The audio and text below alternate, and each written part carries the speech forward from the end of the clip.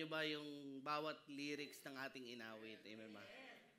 Napakabuti ng ating Diyos. Amen ba? Ating Diyos Ama na kailanman hindi nagkukulang. Laging bago ang kanyang pag-ibig sa ating lahat. Yan. Kaya batiin mo yung katabi mo. Isang mapagpalang gabi, kapatid. Amen? May the peace and the love of the Lord be with you. Yan. Praise God. Salamat sa Panginoon. Natin ang ating worship team. Amen. For giving us, leading us into a powerful worship tonight. Amen ba? Sino ba na-refresh? Amen. Naintindihan nyo ba yung goodness ng Lord sa ating lahat? Amen. Ang sarap kantahin, di ba? Noon, ngayon, at magpakailanman, pag-ibig ng Panginoon sa atin, di ba? Kabutihan niya, kailanman hindi magkukulang. Amen. Hallelujah, Lord God. And tonight, mga kapatid, another wonderful topic natin pong pag-uusapan sa ating Sweeter series. Amen. Alam niyo po bang next week ay, ano na ba? Ano yun? Anniversary na po natin. Yung iba, inisip holiday. Sabi nga. Sa susunod pa bang linggo yun, mga. Pero, ang atin pong sineselebrate ngayon is the 16th year of God's faithfulness. Amen? Yung mga kapatid, nakalabing-6 na taon na po tayo dito sa UAE. Praise God. Palakpakan po natin ang ating Panginoon. Amen. And our 16th year, ang ating tema ay sweeter. Amen. Sweeter than, ano ba yan? Sweeter than honey, di ba? Talagang ganyan ang pag-ibig ng Panginoon. Sweet na sweet. Amen ba? Yan. At I hope and pray na baka po meron pumunta dito sa Saturday. Saan sila? Nag-rapture na. Amen. Wala po tayong service dito sa Saturday. Ayan, tayo po ay magkikita-kita sa Sunday, 2:30 p.m. Saan po? Ayan. Sa Alcus, mga kapatid. Ha? Kaya remind mo yung katabi mo, sa Alcus tayo sa Sunday. Huwag kang pupunta dito ng Saturday, wala kang madadatnan dito. Siraan na lang po ang makikita nyo dito. Amen? At sa mga kapatid po natin na magme-metro, meron po tayong bus. Ayan, magpo-provide po ang ating church ng bus starting from 2:30 ng hapon, and every 15 minutes po ay iikot po yung ating pong bus para po dalhin po tayo sa venue. Amen po ba? Amen. At mag-invite po kayo ng mga kasama nyo sa bahay, katrabaho ninyo. Let them experience the sweetness of our Lord. Amen po ba? Dahil napakaganda po ng atin pong anniversary presentation next week. Amen. Again, palakpakan po natin ang ating Panginoon. Praise God. Amen. Talking about, ayan, yung announcement daw, nauna na. Announcement, mga kapatid, ng ating. Praise God.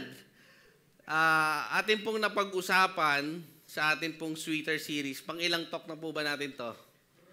Pangatlo. Ayan, atin po. Kaya nga daw sweeter, we need to taste and see. Kung baga ibig sabihin nun, we need to experience. Hindi lamang po, kagaya ng sinabi last Saturday na yung padrino system, di ba, mahilig sa atin dito. Pag yung sa Pilipinas, no, di ba? Pag lalo na't nahuhuli ng MMDA or ng traffic enforcer, di ba? Kakilala ko si ganito, si General, di ba? Kahit na minsan, ninong ko si ganito, si General ganito. Di ba? Para lang tayo makalusot sa mga problema, sa huli, di ba? Para hindi tayo matikitan sa... ako po, madalas ko nakakita yung sa tatay ko. Marami kakilala sa government branches yun. Puntahan mo lang si ganito, si LTO. Huwag ka nang pipila. Ibig sabihin nun, may fixer po na nag-aantay doon na mag-aalalakad. Di ba? Mga kapatid, tayo po ay hanggang padrino lang ang pagkakakilala natin kay Jesus Christ or kay Lord. Di ba? Tayo ay tumatawag lamang kung kailan tayo ay nasa area. Tsaka lang po tayo tatawag sa Panginoon. No, ang hangad po ng series natin, ang objective natin sa series na to, sa Sweeter series, is that we will taste and see yung mga karakteristik ng ating Panginoon. Amen? At pinangunahan po for our week 1, ang napag-usapan natin ay, taste His goodness. Amen? Yung goodness ng Panginoon. Amen ba? Yung kagaya nung kinanta natin kanina. Di ba? The goodness of the Lord. Sino ba dito yung hinahabol ng goodness ng Lord? Amen. Yung lahat tayo. Ang ganda nung kantang yun, mga kapatid, di ba? Your goodness is running after me. Amen. All my life you have been faithful. All my life you have been so good to me. Ayun pala yung all my life, di ba? Yung iba kasi iniisip, all my life. Without a doubt, all sa akin pong buhay. Amen ba? Ganon din ba sa buhay niyo, mga kapatid? Yes. Napag-usapan natin that King David, actually, this series is we're talking about King David as an example. Di ba? Dahil po si King David, siya po yung hari na yes, he was called a man after God's own heart. Napakaganda ng title niya. Pero hindi naging madali ang buhay ni David, even though siya po ay destined to be a king, pero hindi po niya nakuha ng madali yun. Amen? Nakita natin that during his journey, bago po siya maging hari, ang dami po niyang struggles na pinagdaanan.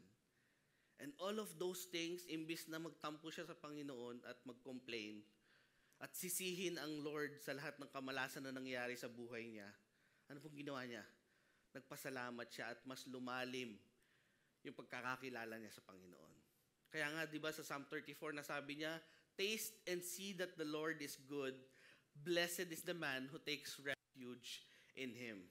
Amen? Yun po yung napag-aralan natin sa unang week ng atin pong Sweeter series. And second talk natin, which is last week lang, share ng ating Pastor Melo. Taste and see His. Amen. Na-experience nyo po ba ang generosity ng Panginoon? Amen. Praise God. Kahit pecha di peligro na. Di ba? Lumalabas na yung mga dilata natin. Amen ba? Sino na yung may baon ng dilata dito? Di ba? Still, the Lord is generous para sa atin. Amen? And all throughout this week, sa atin pong mga Connect Group series, yan, sino po yung mga nakatin ng Connect Group niya this week? Ha? Amen. Ang dami natin. 1 million, mga kapatid. Amen. Na-experience ba natin yon? Sinabi doon that our God shows His generosity by giving us salvation, peace, and blessing. Amen ba? And tonight, mga kapatid, ang ating pong pag-uusapan is another series when it comes we're gonna taste and see or experience the Lord's graciousness sa ating buhay. Amen. Amen. Gracious ba ang Panginoon sa inyo? Amen. Ako personally, mga kapatid, 20 years ko na pong nararanasan yung grace sa buhay by having a wife named Rema Grace and Lee Grace, di ba? Punong-puno ng grace. Amen. Kayo po ba? Ano ang experience nyo when it comes to grace? Grace period lang ba? Amen, di ba? Pag nalilate tayo, merong grace period. Amen po. Praise God. Wait lang po, namatay yung aking... Praise God. Sabi po dito, ito po ang ating pagpapakilala po ng Panginoon. Exodus chapter 34, verse 6 to 7. A little bit of background, mga kapatid, sa verse na to. Exodus 34, yan po ay sa panahon na kung saan binigay na ni God yung second version ng tablet. Diba? Natatandaan niyo po ba ano nangyari doon sa unang tablet na binigay? Tablet of 10 Commandments. Ano ginawa? Nalobat daw, sabi ni Kuya Alvin. Anong ginawa? Diba? Dahil sa sobrang inis ni Moses sa kanyang mga mga nasasakupan, kanyang constituents na Israelites, dahil pagbaba niya dun mula sa bundok, nagpa-party, mga kapatid. Akalain nyo, kala niya nagpe-pray. At hindi, dahil nainip sila kay Moses, anong ginawa? Naggawa ng kanya-kanyang sarili idols. Diba? Pinagsama-sama nila yung kanilang mga gold and formed a statue, an idol statue. At yun ang sinamba nila. Sa galit ni Moses, diba, the handwritten words or commandments of the Lord, diba, sa inis niya, ang ginawa niya? Binato niya doon sa mga tao. And again now, ito po sa Exodus 34, the Lord is giving him a new set of tablet, no, yung kanyang commandments. At dito po pinakilala ng Panginoon ang kanyang sarili. Ang sabi niya doon, and he passed in front of Moses, this is the presence of the Lord, proclaiming, the Lord, the compassionate and gracious God, slow to anger, abounding in love and faithfulness, maintaining love to the 1,000, and forgiving wickedness, rebellion, and sin. Amen? That is our God. Yung pagpapakilala niya sa sarili niya, that He is a compassionate and gracious God. Amen po ba? Yun ang mga kapatid, ang ating pag-uusapan sa buong gabing to, it's all about grace. And grace is the very essence of God's being. Amen ba? Yan yung talagang, kung meron tayong matatandaan sa character ng Panginoon or sa identity niya, our God is a God of grace. Grasya ng Panginoon, sabi nga, no, this is the very essence of God's presence. And if we want to experience and to know God's grace, mga kapatid, kailangan matutunan natin ano ba talaga yung ibig sabihin ng grace ng Panginoon. Yung tamang konsepto ng grace ng ating Panginoon.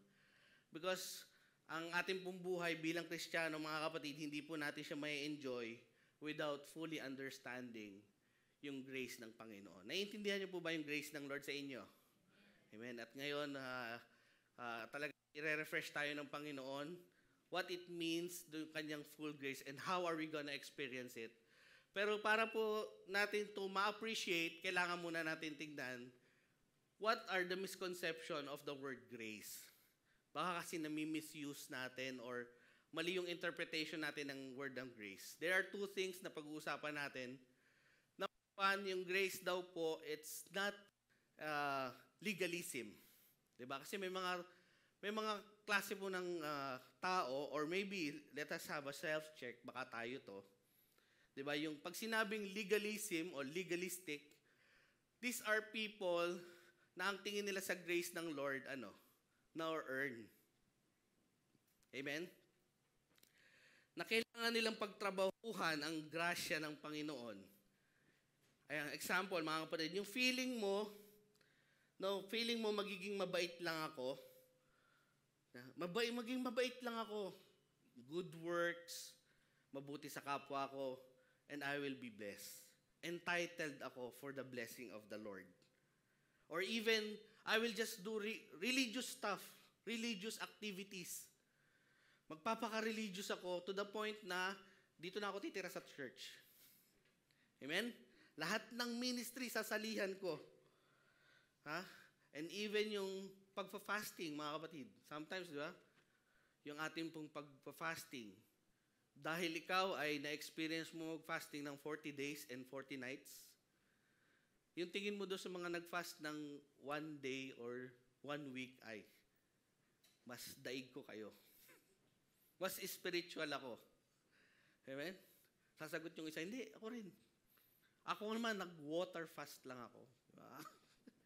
Di ba, may mga ganyan tao, no?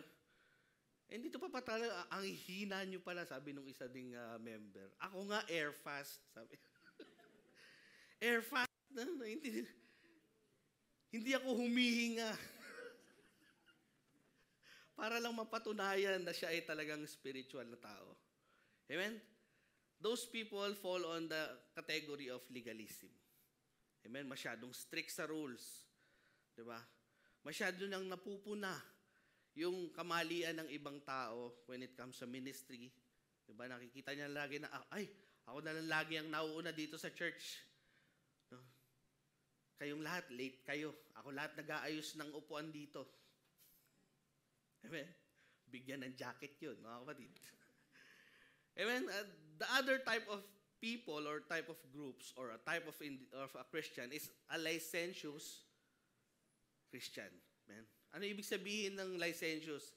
Ito naman, kung yung isa is he needs to earn yung grace ng Lord, ito naman ina-abuse niya. Amen? Paano niya i-abuse? Amen? Pag sinabing licentious, mga kapatid, parang may license, no?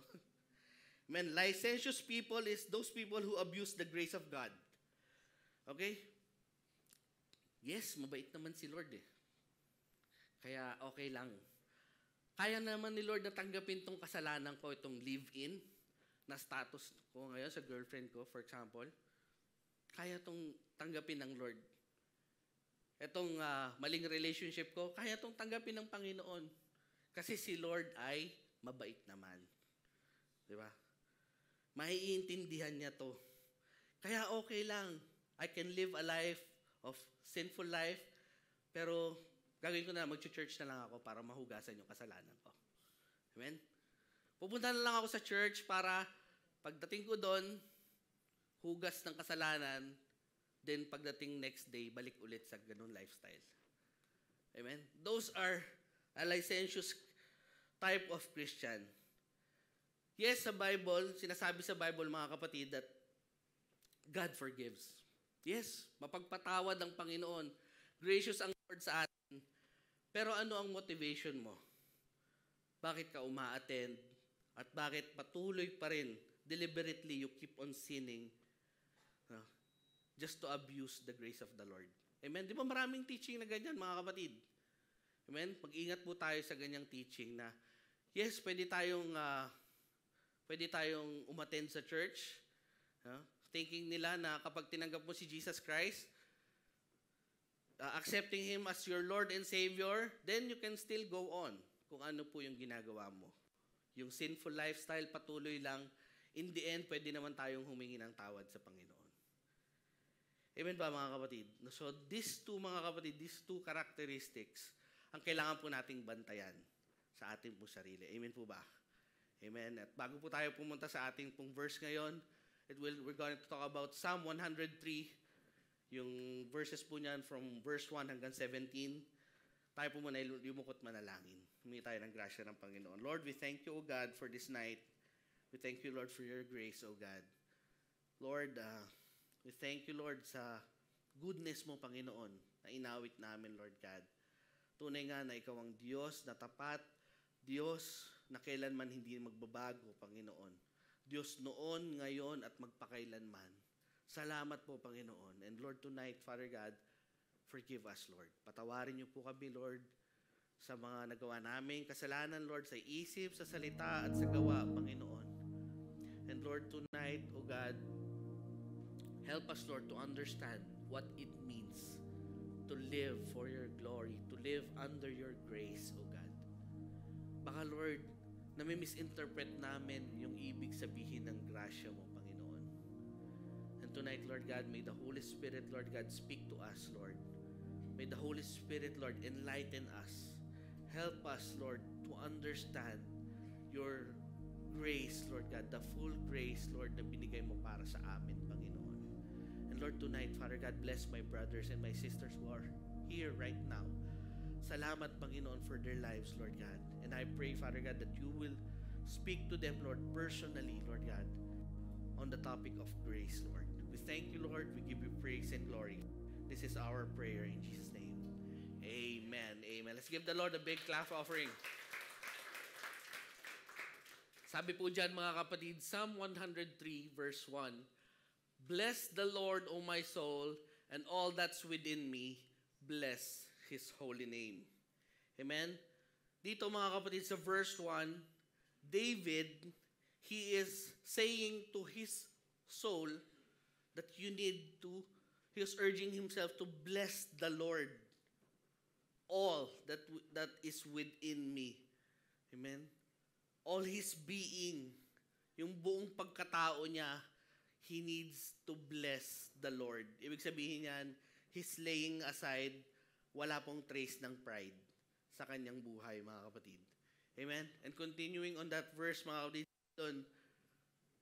bless the Lord, O my soul, and forget not all His benefits, mga kapatid. You know, nire-remind niya ng sarili niya na huwag mong kalimutan ang lahat ng ginawang mabuti, yung mga benefits sa'yo ng Panginoon.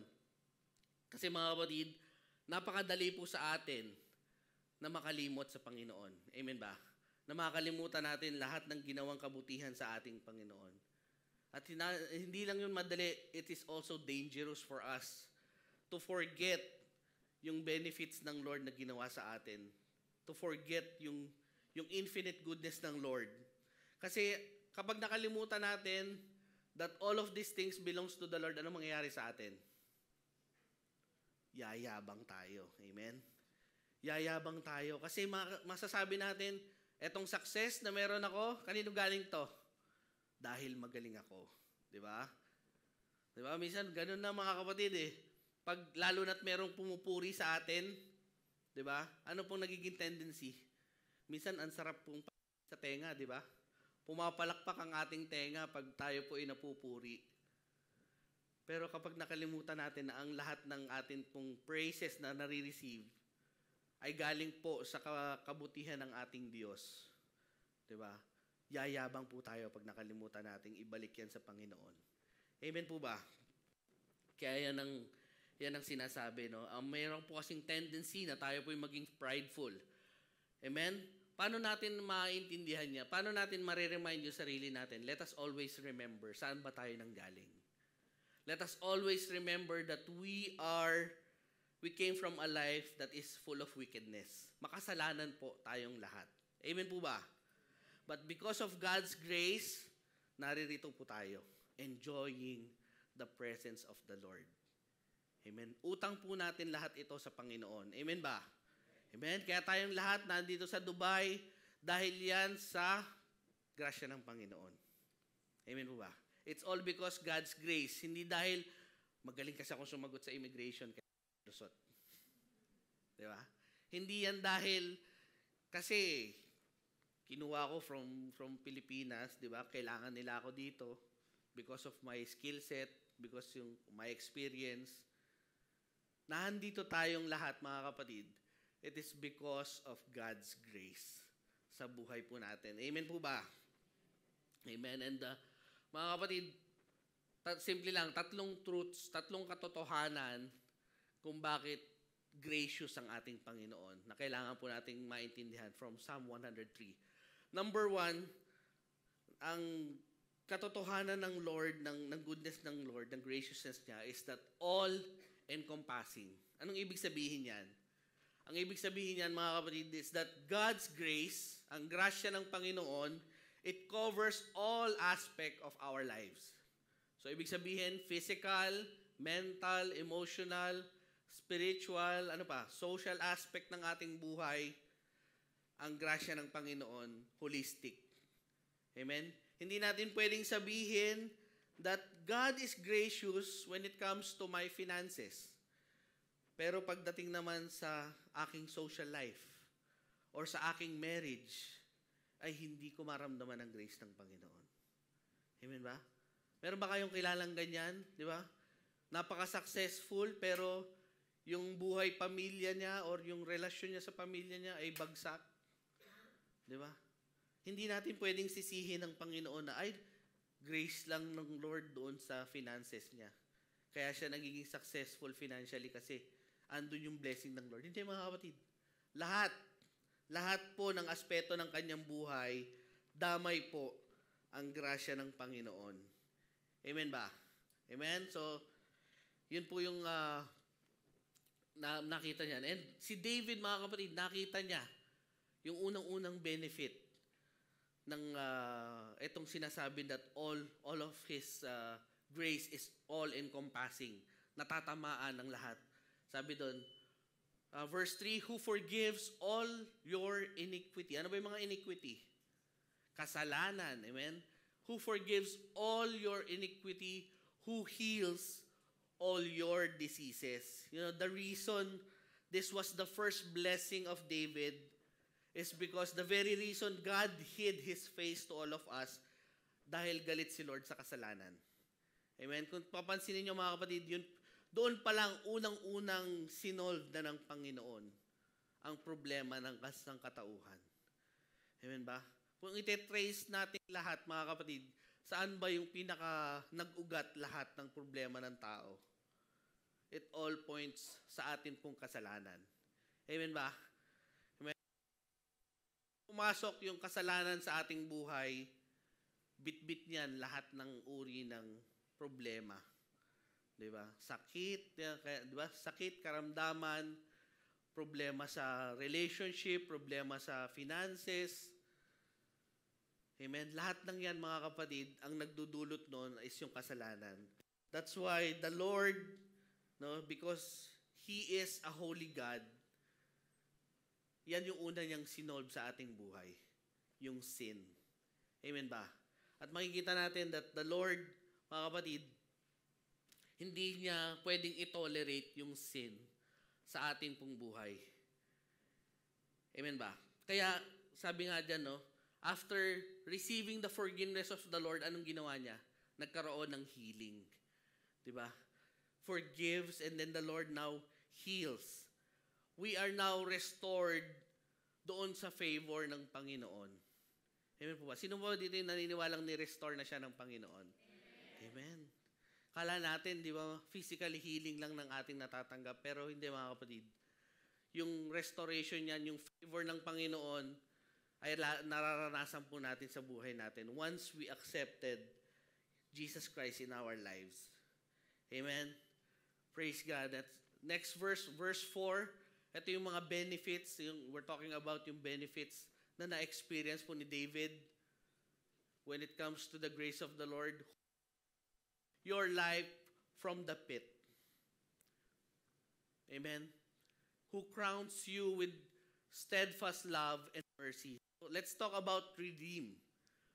Amen. Saan daw tayo ni-redeem ng Panginoon? Sa pit, di ba?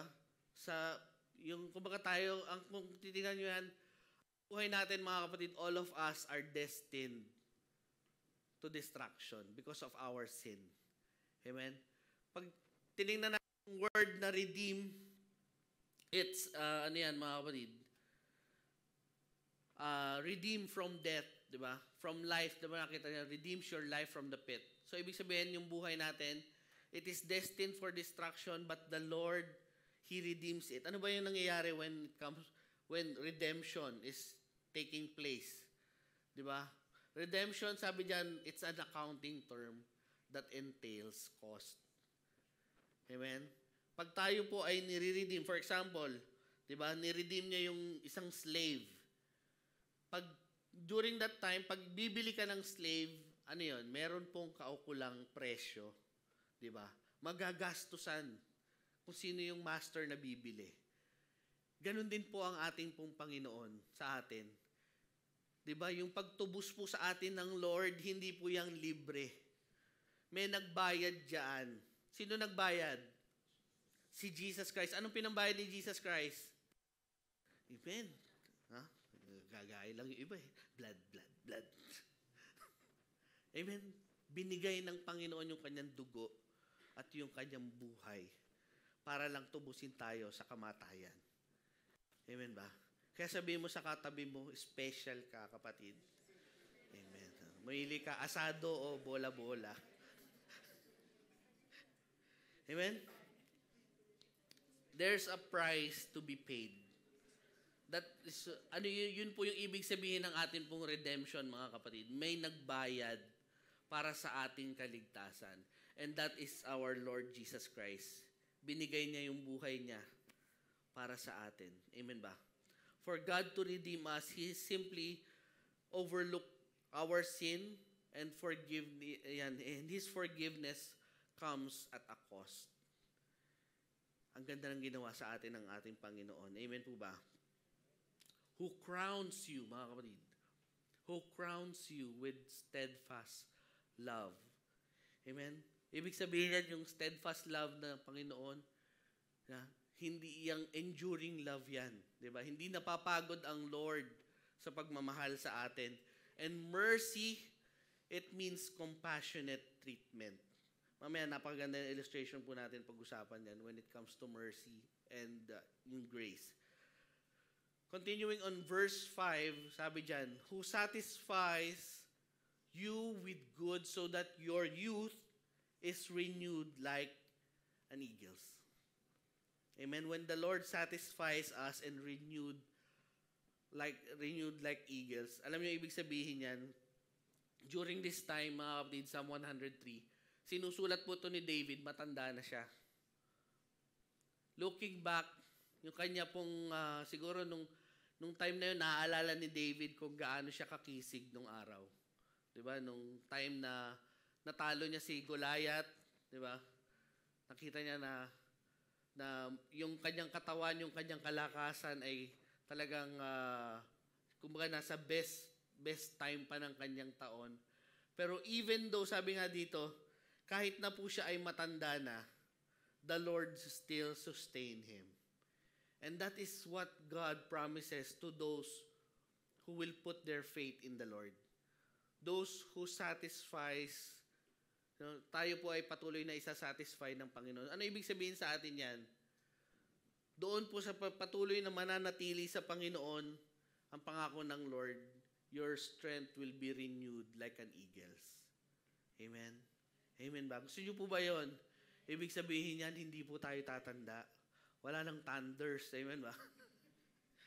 Amen? Yes, physically, maaaring magkakaroon ng mga sakit. Normal yan. Pero alam nyo, yung once you're serving the Lord, talagang palalakasin kayo ng Lord. Amen? Alam nyo, one example niyan, yung aking pong butihing nanay. Alam nyo, nanay ko po, 80 years old na. Pero until this time, nag-celebrate lang siya ng birthday niya last October. 80th birthday niya. No?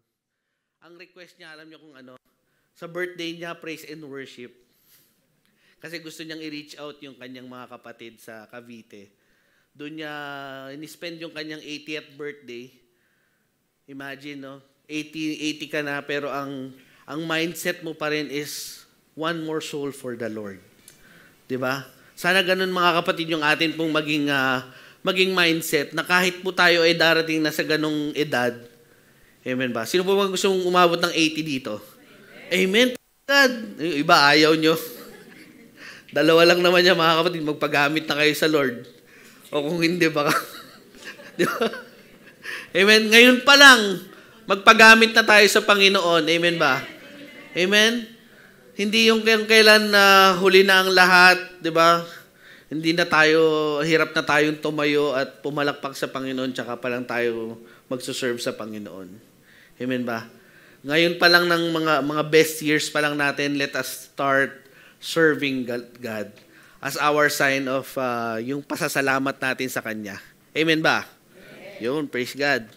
Pinatayan na nila ako ng mic, mga kapatid. Amen? Praise God. No? Sabi doon talagang, even though David was an old man, God continued to sustain him even in his advancing years. To the point na parang feeling ni David, batang-bata pa rin siya. And yes, true enough, mga kapatid. Kung babasahin niyo yung story ni David, yung kanya pong almost 40 years na siya po ay naging hari ng Israel, talagang they experienced the best years of their lives. Ang Israel. Wala pong nakapantay sa glorious days po ni David. Kaya nga kung titingnan natin, di ba, yung Messiah, si Jesus Christ na iniintay nila sa book po ng Matthew, hindi nila matanggap si Jesus Christ na siya na yung Messiah during that time. Kasi ang expectation nila, yung Messiah na darating ay katulad ni King David, na meron siyang daladalang military army, chariots and all, and they will conquer the enemies of Israel. And they will reunite yung dati pong Israel. Amen ba? Magbasa kayo ng Bible, mga kapatid. I encourage you. Ang ganda pong basahin ng buhay po ni David. Amen? And during that time, mga kapatid, yun nga, no, Yun ang expectant ng mga tao. Pero hindi nila naintindihan that God, yung Mesayang dumating, He was not a military leader, but a leader who will save us all for eternity. Amen ba? Yung greatest sin or yung greatest problem ng mankind, which is sin, yun po yung sinolve. Yun yung niresolbahan ng ating Panginoong Hesukristo. Amen ba? Palakpakan po natin ng ating Panginoon.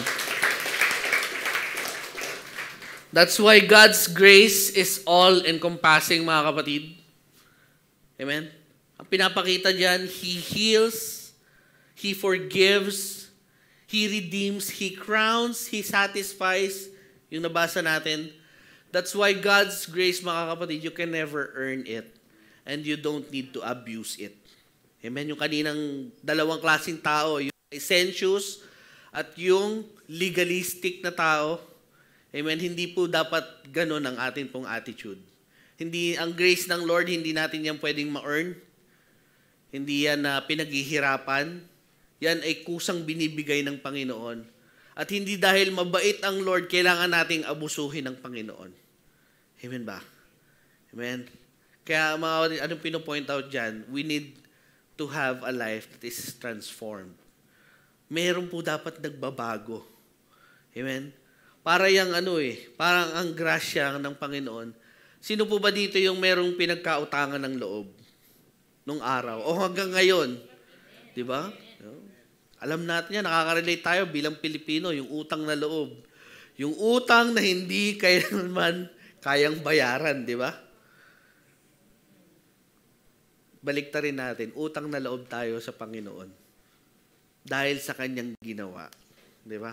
Hindi kasi natin maintindihan eh. Kasi tinitake natin for granted yung grace ng Lord. Amen? Kaya nga, maari kung titingnan, kung magkakaroon ng self-evaluation, maaring ako ay licentious. Dahil nga thinking the Lord is good, okay lang magkasala. Okay lang magkaroon ng kasalanan. Pagdating mo naman sa church, hingi ka lang ng sorry sa Panginoon, patatawarin ka na niya eh. Amen? Di ba? Ganun ang mentality natin, mga kapatid. Pero dapat natin maintindihan dahil may nagbayad ng kaligtasan ko, mahihiya na dapat akong gumawa ng kasalanan. Amen ba? Yun ang ibig sabihin ng pagtanaw ng grasya, sa pasasalamat sa grasya ng Panginoon sa ating buhay. Amen po ba? Amen. Pangalawa na ating pong tatandaan about God's grace sa ating buhay, it is undeserved. Sabihin mo sa katabi mo, undeserved ang grace ng Lord. Amen. Kanina nga sabi ko na, we tend to think we grace because naturally, no? Sa ating pong lahat, there is an innate sense of justice. Meron pong sense of justice sa bawat isa. Amen ba? Naramdaman niyo ba yun? Kaya minsan mga kapatid, sino dito yung pag nasa metro, yung nasisingitan siya, tapos sinisitan niya yung nandun sumingit? Ha? Na-experience nyo ba yun? Uy! Uy! Ang tagal mong pumila, di ba? Magmula doon sa ground floor, paakyat, pumila ka, tapos may sisingit. Ano sasabihin mo? Uy, my friend! Imagine niyo.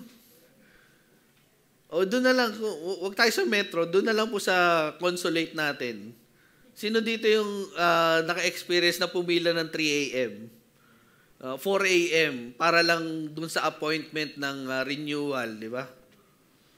Minsan may dala ka bang sariling upuan. No? Tapos nung medyo nag 7 o'clock na, may mga sumisingit. Di ba? Hindi pwede yan, di ba? Kasi mga kapatid, meron pong nilagay si Lord na sense of justice, no? Dapat doon ka sa sa tama lang, di ba? Lumabang ka ng patas, di ba? Kasi pinaghirapan natin yan, di ba? Amen ba? Ayaw natin yung nasisingitan, minsan ayaw natin na iisahan, di ba? Amen po ba? No. Sabi nga dito sa verse 7 and 8, the Lord merciful and gracious, slow to anger, abounding in steadfast love. Amen? Ganyan po ba yung atin pong, yung mga kasama natin sa bahay? Meron po ba kayo niya, diba? Minsan ba yan ba yung prayer nyo sa may mga couples dito, di ba? Sana ganyan po yung aking pong asawa. No? Slow to anger, abounding. Kasi, di ba? Minsan, baligtad din. Ang bilis ang noong isang araw lang, sabi nga ng mga bata, kasi dumating po ako ng bahay, pagdating ko, ang daming basura. Noong time na may sakit po, sabi ng mga bata, is Daddy angry? Kasi diretso po ako sa kusina, tinapon ko lang. Siyempre, mainit na yung ulo. No?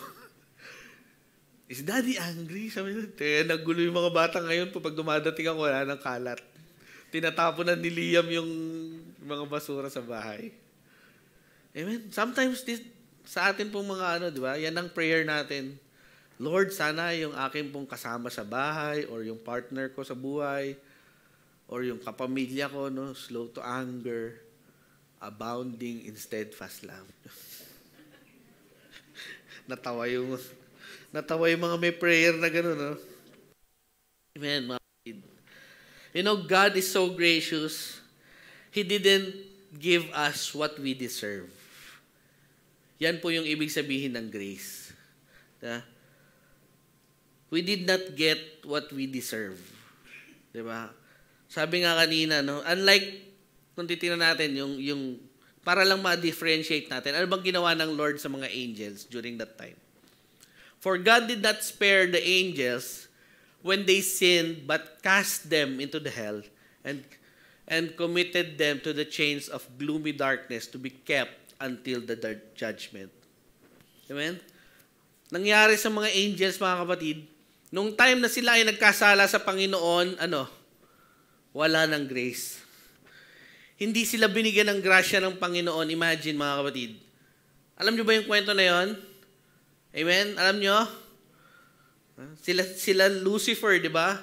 Si Satan, bago po siya naging Satan, siya po ay angel ng Panginoon. Worship leader ni God during that time. Pero he rebelled against God at nagsama siya ng 2/3 ng angel during that time to rebel against God. At anong ginawa ng Lord sa kanila? Walang grace. Immediately, they were sent to hell for judgment. Amen ba? Kaya kailangan natin tandaan, mga kapatid, tayo po iba. Tayo ang laki ng grace ng Panginoon. Even though, yes, all of us, we are sinful. When the moment that we were born, even in our mother's womb, sinner na tayo. Alam niyo po ba yon? Tanggap niyo po ba na sinner tayo? Amen, dapat. Hindi ibig sabihin, malaki o maliit ang aking kasalanan. Diba? Kasi sometimes, mga kapatid, we tend to compare. Kino-compare natin yung sarili natin sa iba. Lord, hindi naman ako ganun ka-sinful eh. Diba? Sa totoo lang, hindi nga ako makabasag pinggan eh. Wala nga akong matanda ang malaking kasalanan, Lord eh. Diba? Simple lang yung nagawa ko. Nanguwala ako ng tissue dun sa metro eh. Diba? Yun na yung pinakamabigat na kasalanan na nagawa ko, Lord. Tapos sinful ako. No, mga kapatid, yes. Maliit o malaki na ginawa nating kasalanan, kasalanan pa rin yun. Amen ba? Amen. Hindi mo natin pwedeng i-compare yung kasalanan ko, kasalanan ni Hitler, di ba? Lord, si Hitler, or yung Hamas ngayon na nanggugulo dun sa Israel, di ba? Bakit sila? Malaki yung kasalanan nila. Bakit? Pantay. Pantay kaming nagkasala. Yes. Kasi mga kapatid, tayo pong lahat, we are sinful in nature. Nature po natin na maging sinful. Amen ba? Amen? Yung mga bata natin, sila TJ, sila Charlie, hindi natin yan pwedeng, kahit hindi mo turuan na Huwag magdamot yan, magdadamot ng toys yan. Man, si Darren, ganyan kaliit. Pag sinabi niya ayaw niyang i-share yung milk niya sa ating lahat, hindi tuturuan ni Kuya Erwin ng, huwag mong i-share yan. Hindi. By nature, mga kapatid, matututunan niyang gumawa ng kasalanan. Kasi nga, nature niya yun. Di ba? Yung atin pong katawan, mas gusto niyan laging gumawa ng kasalanan kaysa gumawa ng mabuti. Amen ba? Kasi that is our nature, mga kapatid. Amen? For the moment we were born, we are already sinful. Amen? Yan po ay minana pa natin kay Adam and Eve. Amen ba? That's why, mga kapatid, sabi nga dyan, no? Romans 3 verse 23, for all have sinned and fall short in the glory of God. Amen? Lahat tayo, mga kapatid, anong ibig sabihin yan? Lahat tayo, hindi natin na-meet yung standard ng Panginoon. Amen? And dahil sa kasalanan, anong aanihin natin? Kamatayan. Amen? For the wages of sin is death, but the gift of God is eternal life through our Lord Jesus Christ. Amen po ba? Amen. Para mas maintindihan natin na yung grace natin, mga kapatid, it is undeserved. Amen. Sabi nga dito, no, He does not deal with us according to our sin. Ito, this is our Jesus Christ, di ba? Nor repay us according to our iniquities. Di ba? Sabi diyan, that's why the grace of God is undeserved. Amen? Ano ibig sabihin yan? Para maintindihan natin, let's look at these three words. The word justice, mercy, and mamaya yung grace. Diba? Para mas bibigyan ko kayo ng mas malinaw na interpretation, mga kapatid. Let's say, meron pong isang teenager, di ba? Isang teenager, nagpunta siya ng Sharaf DG. Amen? Ayan, yan. At ang ginawa niya ay nag-shoplift. Amen? Ano yung sinoplift niya? Washing machine. Paano? By parts, 30 days. Ma, may washing machine na tayo. Diba? Ano nangyari na, no? When we talk about, then, let's say, kinuha niya maliit na, ID holder. Maliit lang, or hairpin. Diba? Kasi, uso sa mga kabataan yung mga ganyan, di ba? Sige nga, kung kaya mo nga, mag-shoplift ka nga. Diba? So, nahuli siya, in short, mga kapatid, nahuli siya ng store manager. At ano pong ginawa sa kanya ng store manager? Pag justice ang atin pong pag-uusapan, ang sasabihin lang sa kanya ng manager, okay, dahil nahuli ka, okay, yung presyo nitong hair clip na kinuha mo, you will pay it. Amen? So, let's say, around 5,000 dirhams, for example. Yeah? Amen ba? No? Pambihirang hair clip yan. Ang mahal. Di ba? Dahil sa kinuha mo to, kailangan mo magbayad para may justice. Di ba? Pag merciful yung store manager, anong mangyayari dyan? Dahil merciful ako, yes, nahuli kita, pero dahil nakita ko na ikaw pala ay scholar at pag nireport natin to, mawawala yung scholarship mo, palilipasin ko na lang to. Parang walang nangyari. Amen? Nagets nyo, mga kapatid? Between mercy and justice, di ba? But when it comes sa grace, pag grace naman, paano mangyayari dyan? Dahil nahuli ka at nakita ko na ikaw pala ay isang scholar, so anong gagawin ko? Aalis muna ako. Di ba? Umalis yung store manager, kumuha ng gift check worth 10,000 dirhams. Ayan ang gift check. Mag-grocery ka, bili mo yung lahat ng appliances na kailangan ng nanay mo. Bumili ka ng washing machine, kunin mo dito sa shop. Diba? Nasasabihin ng bata, grabe naman. Talaga? Ako na nagkasala, binigyan mo pa ako ng gift check. No? So, aalis na yung bata at gusto ko lang malaman mo na yan ay isa salary deduct sa akin for 1 year. Imagine. Sigurado po kayo, para sa akin to. That is what grace is all about, mga kapatid. It's getting what you don't deserve. Amen ba? At ganyan po yung ginawa ng ating Panginoon sa atin. Amen? Kanina anong ginawa niya? Pinatawad niya tayo. He forgave us.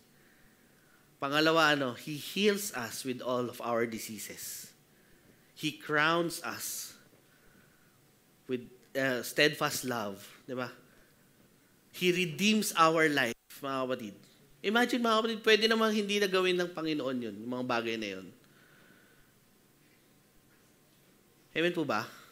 Pwede naman hindi na gawin ng Lord eh. Pwede naman sabihin ng Lord, sige na nga anak, umalis ka na nga, di ba? Pinatawad na kita pero ayaw na kita makita. Pero anong pinagagawa ng Lord sa atin? Pinakikitaan pa rin tayo ng kabutihan hanggang ngayon. Amen ba? Kahit na hanggang ngayon, mga kapatid, nagkakasala tayo sa Panginoon, ang Lord, ang kabutihan niya, ay parati pa rin humahabol sa atin. Amen ba? Amen? Ang biyaya ng Panginoon, lagi pa rin umapaw. Amen ba kay JM? Amen. Praise God. Amen. Patuloy pa rin tayong pinaghahayaan ng Lord na ma-experience ng mabubuting bagay mula sa Kanya. Amen ba? That is what grace is all about. It is undeserved. Amen? At sinasabi ng Lord dyan, it has nothing to do with you. It is my very nature. Ginagawa ko to kasi ito ako, ang sabi ng Lord. Hindi ko ginagawa yan dahil mabuti kang tao, dahil mabait ka, dahil nagbabasa ka ng Bible, nagpe-pray ka. Hindi. It has nothing to do with you, but it's all about my grace. Amen ba? Kaya hindi natin, mga kapatid, pwedeng gawing, di ba, yung atin pong righteous acts, yung mga mabubuting gawa natin, compared to the Lord, they are filthy rags, sabi sa Bible. Maduming-madumi yung atin pong, wala pong bearing ang atin pong kabutihan na gagaling sa Lord. It is all about His steadfast love. Sabi nga dito, for as high as the heavens and are above the earth, so great is the steadfast love to those who fear Him. Amen ba? Ang laki ng pagmamahal sa atin ng Panginoon. Sabihin mo yan, mahal na mahal ka ng Lord.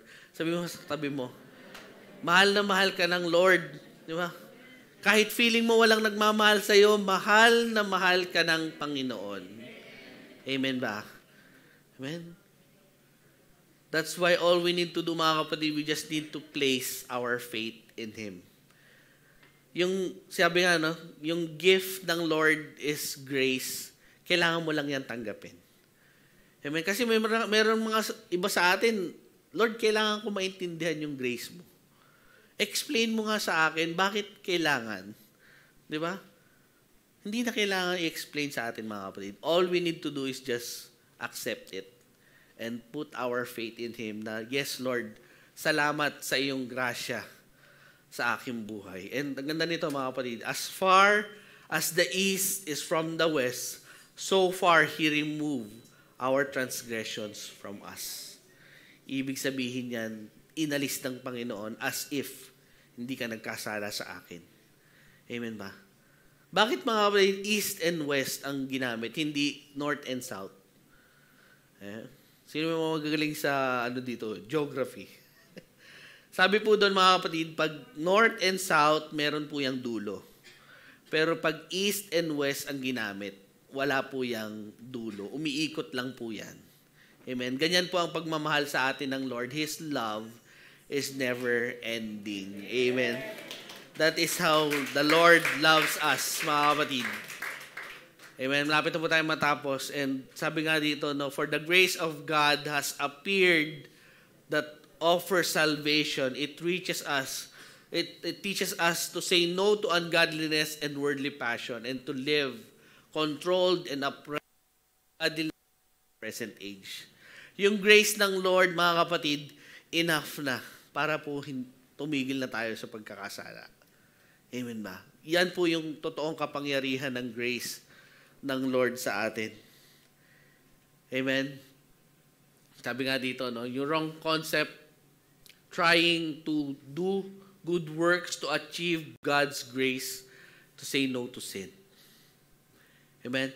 Hindi natin kailangan pong tapatan yan, but we just need to embrace the truth that Jesus Christ, no, we just need to receive. Yung sinasabi ko kanina, as you receive the grace of the Lord, yan po yung magbibigay ng kapangyarihan sa'yo to say no to sin.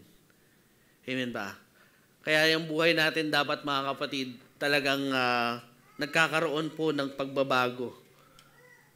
Amen? Mas lalo po tayo dapat, as we come closer to the Lord, yung atin pong desire for sin, di ba? Nababago po dapat. Yan. Sabi din dito, mga kapatid, as the Father show compassion to His children, so the Lord shows compassion to those who fear Him. Amen? Yan po yung gustong sabihin sa atin ng Lord na talagang kailangan po yung banal na takot sa Panginoon, yung respeto sa Panginoon na alam natin na, sinasabi niyan, hindi yung takot tayo sa Panginoon, pero we respect the Lord. Alam natin na pag anak, mali itong bagay na to, alam na natin dapat na hindi natin gagawin yun dahil it will hurt the Lord. Amen po ba? Ayan. Ang dami pang nakaano dyan. Pupunta ko, iskipan ko na, mga kapatid. Pangatlo, unending. Yung grace ng Panginoon. Hindi natatapos ang pag-ibig sa atin ng Lord, ang grasya niya. Sabi doon, but the steadfast love of the Lord is from everlasting to everlasting on those who fear Him. Amen ba, mga kapatid? Ang ibig sabihin yan, mga kapatid, kanina, kung babalikan natin yung Exodus, sabi doon, till from 1,000 and even to the 4th generation, ang grace ng Lord, ang grace niya patuloy na mararanasan. Imagine mo, pang ilan yung 4th generation. So, ibig sabihin yung apo ng apo mo, di ba, hanggang ma-experience nila yung grace ng Panginoon. So, ibig sabihin, mga kapatid, hindi po natatapos ang Lord. And even now, ang ibig sabihin niyan, implication nan, tayo na niligtas ng Panginoon, He wants us, nakasama po niya, eternity. Amen ba? Ang ibig sabihin niya na ang buhay natin, mga kapatid, hindi lamang para dito sa mundo na to. This life is like a what? Stage area lang daw po ito. Staging area. Hindi pa to yung final, it's like a dress rehearsal, it's like a practice. Yung totoong buhay natin is after this life, yung eternity. Amen ba?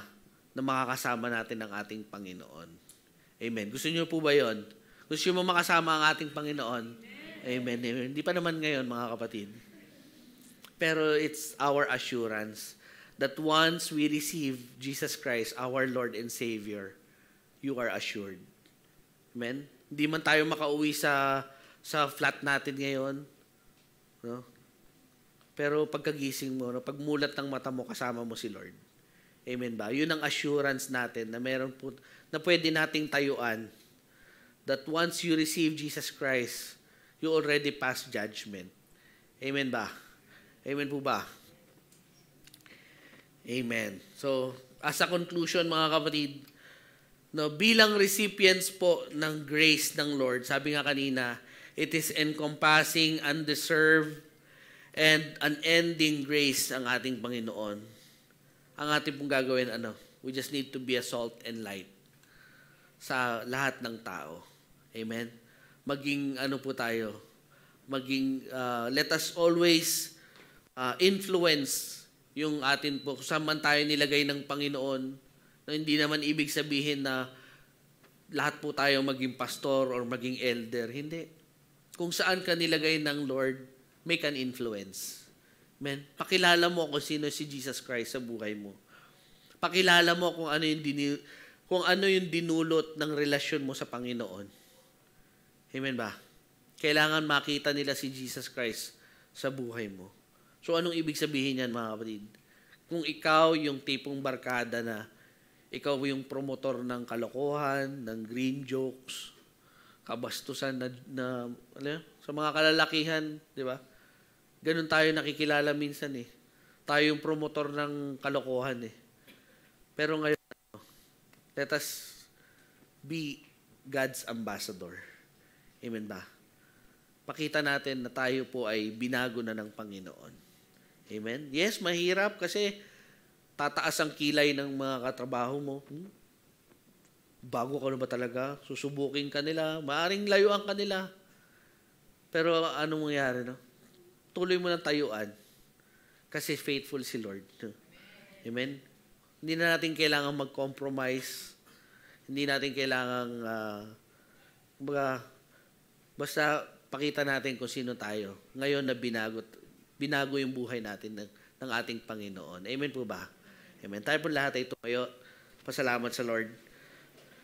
Let us pray. Hallelujah, Jesus. Lord, we thank you, O Lord God, for this life, Lord, na binigay mo sa amin, Panginoon. Lord, teach us, Lord, not to be legalistic or to be licentious, Father God, when it comes to your grace, O God.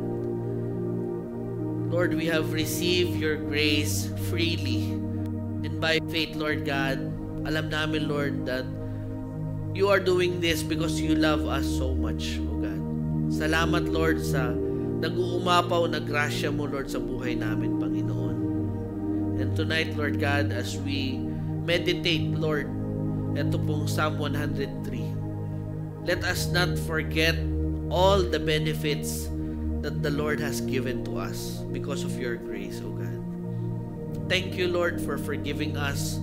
Thank you, Lord, for saving us, Lord God. Thank you, Lord, for healing all of our diseases. Thank you, Lord, for crowning us, Lord, with your steadfast love, God. And even, Lord, redeeming our lives from the pit, O God, of death. Salamat po, Panginoon, for this wonderful verse, O God, wonderful chapter, Lord God. And thank you, Lord, for the life of David, Lord God. Natunay nga, Lord, na nakikita namin kung ano yung ibig sabihin ng grace mo, Panginoon. Grace that we don't deserve, Lord God. Pero binigay mo sa amin, Lord, because you love us so much, Lord. Kaya, Lord, sa amin, Panginoon, na naririto ngayon, Lord God, and hindi ka pa tinatanggap bilang Panginoon at tagapagligtas.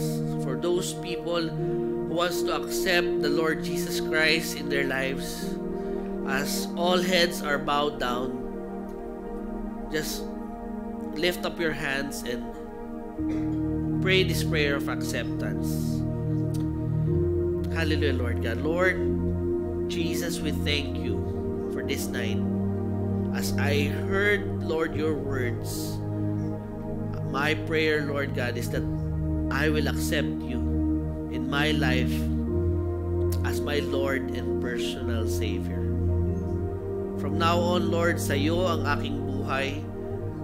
Patuloy kitang maranasan sa araw-araw ng aking buhay, O Diyos. Salamat po, Panginoon. This is my prayer in Jesus' name. Amen. And I pray, Lord God, for those people, Lord, na who are, yes, we accepted you as our Lord and Savior, but still, Lord, we're living a life of sin. Living this licentious life, I want to pray for you. And even for those people na merong legalistic attitude, it's between you and the Lord right now. If you think ganun ang lifestyle mo, that yes, you accepted the Lord, but until now, you keep on sinning, and we'll pray for you. Hallelujah, Jesus. Lord, forgive us, O God, sa maling pananaw namin when it comes to your grace, O God. Lord, sabi mo sa iyong salita that you have given us the power to say no to sin. And right now, Lord God, we are exercising it in our lives, Lord God. That, Lord, the words that we receive right now, that words that we have heard tonight, Lord God, your grace, Lord God, is so great, so powerful, that it will remove our desire to continue committing sin, oh God. Lord, patawarin niyo po kami, Panginoon, sa amin pong mga nagawa, Lord God, for taking for granted, Lord, yung grace mo, Panginoon. For thinking na mabait naman si Lord, may intindihan niya yung maling lifestyle ko. Forgive us, Lord God. And may you continue, Lord, to cleanse us every day, Lord. And may we, Lord God, dumating sa point, Lord, that as we continue to walk with the Holy Spirit, Lord, the desire for sin, Lord God, ay mawawala na sa buhay namin, Panginoon. Lord, we need you, Lord, to transform our lives, oh God. Dahil ito, Lord, yung totoong pagkakakilala namin sa iyo, Panginoon. Bring transformation in our lives right now, Lord God. In Jesus' name. In Jesus' name, Lord God. We thank you, Lord God. We thank you, Lord. This is our prayer in Jesus' name. Amen. Amen.